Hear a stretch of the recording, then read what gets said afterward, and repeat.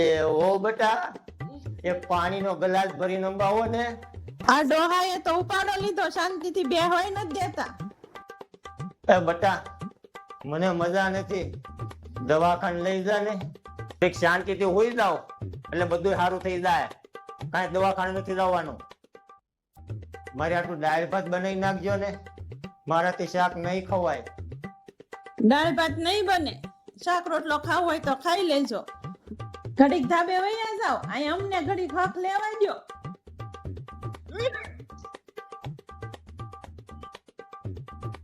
કેમ છે કાકા?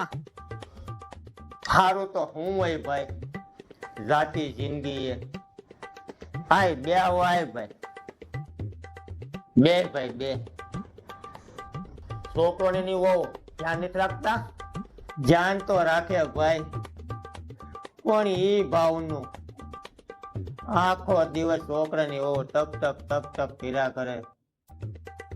મારા કાકી અત્યારે જીવતા હોત તો સારું હતું. આ કાકી તો ભાઈ મારે આ કોઈની જરૂર ન પડે. તો જીવતી હતી ને ત્યારે રોજ મને હારું હારું રાંધીને ખવડાવતી, અને અત્યારે આ છોકરાની વહુ છે ને, કાંઈ કે કહું ને ત્યાં તો વડકા નાખે ભાઈ. પણ બેટા તને હાચું કહું ને તો આ સમયમાં આપણને બે જ જણા હાચવી શકે, એક આપણા મા બાપ અને એક આપણી ઘરવાળી. છોકરા હાચવે પણ બેટા ઈ ભાવના,